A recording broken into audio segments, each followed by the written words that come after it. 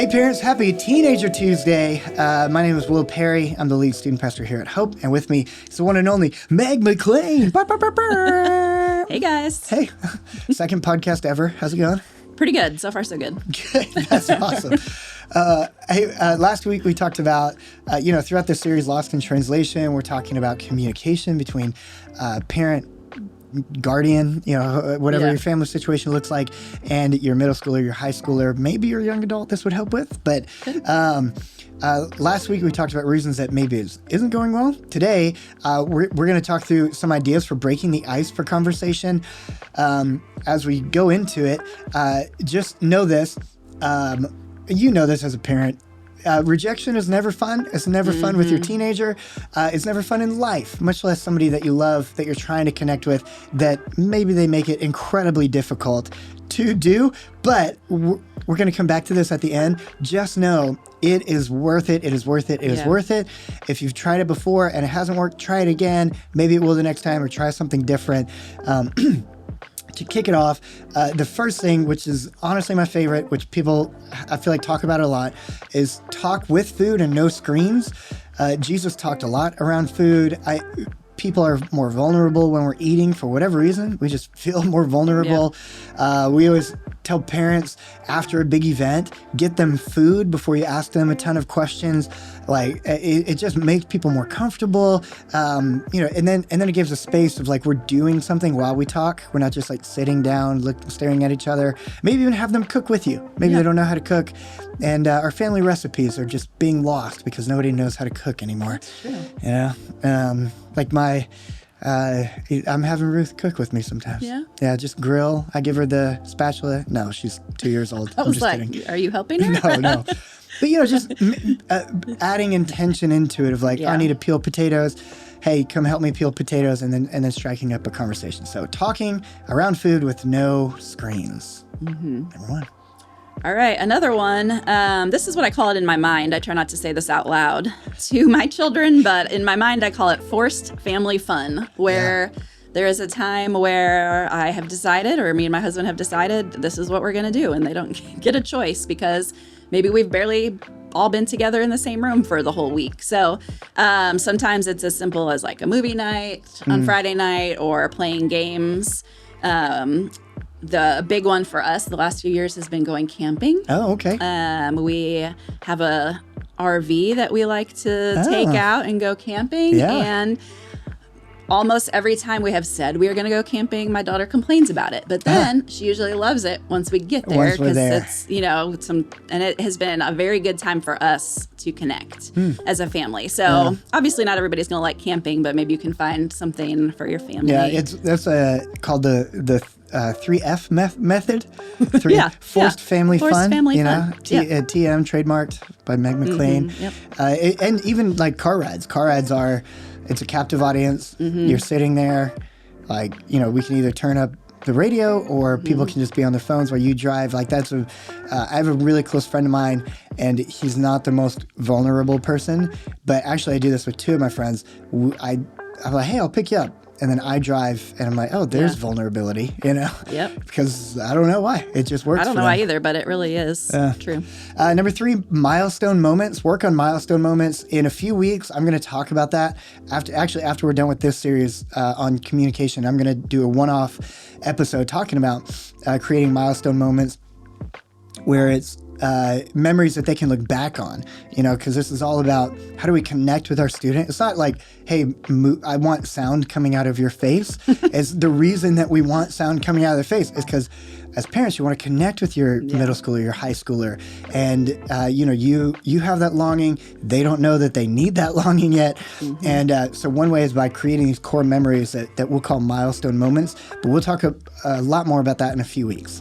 Yeah. For now, number 4 is have hobbies or things that you do together. Again, it's like an experiential thing. What common ground do the two of you have? Is there something that parents and students have in common that they like? Oh, great. That's a great time to like talk, not just talk about the thing, but then to talk about other things, because then they're probably in a better mood. I don't know if that works. Shopping? Does Nora like shopping? Oh, yeah. That's a big one for sure. Oh, yeah.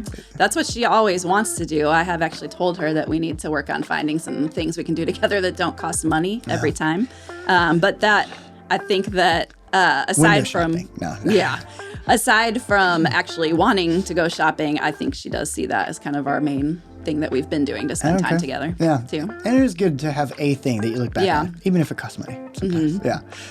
Have something, a thing to do. Number 5 is make conversation into an easier game. Like do a bunch of would you rathers. Would you rathers are funny, and you can make up would you rathers together. When Kelsey and I first met, we met online because COVID happened, so the world was shut down. There was no going on a date. Yeah. Our first date was a FaceTime, and I was like, this could be really awkward. So it's like, I have to do something with that. So I got a deck of cards, and I assigned a question to every every card in the deck. And I told her, have a deck of cards, I'll have a deck of cards. And then when we got on the FaceTime, I sent her here's all the questions. And that is assigned to the card. And then it doesn't feel like you're like, sit down, tell me questions. Yeah. And then you can sprinkle serious questions with funny ones, with would you rathers. And then it's more of a game than a forced feeling as forced, although sometimes you got to have that forced family fun. Sometimes you do. But creating it into, you can go on Amazon, there's conversation decks. Yeah. We have a resource here if you would like one. We call it a conversation box. We made it for parents of new 6th graders. We made these conversation boxes, and in each box it had it had these little bags that spark conversations. Like one little bag had a Lego person, and the conversation, it held a little note card with questions about friendships. Hey, what makes a good friend? What do you look for in friendships? What do you value in friendships? How can I help you with friendships? And again, it's just, you're making something into an activity more than like, hey, we're sitting here and staring at each other and talk to me, you know? And I've Googled that before too. Like you can find them online. I've done it for road trips and stuff. Like I've gotten like Disney would you rather questions if we were going to Disney, and just like different things like that, which has been fun too. Kelsey and I still do, we change up the questions, but we still do the deck of cards sometimes. Love that. Yeah, especially if we feel like we're having a hard time connecting. So, Number 6. All right, number 6 is to keep providing opportunities. So even if you try something sometime, there are times where I'm like, we are having forced family fun tonight, and I have a big plan in my head, but then everybody's tired and cranky or whatever, and I have to give it up. Sometimes it just doesn't work out. So even if the last time you tried it, it was a total disaster, just keep trying and keep providing those chances to connect, whether it is like the whole family or just you and your teenager. Like Will said earlier, it is easier for them to share, I think, when they're just comfortable, like eating a meal or riding in a car. For us, a big one is I can't ever make it feel forced or like this is my whole goal is that I got you in this car to have this conversation with you, or else it has the opposite effect. So I just have to like provide the opportunities. Sometimes even just if they're doing something else, it's like they're kind of distracted and like they say more than they normally would, I think, without even realizing it, just because they're not thinking about it as much.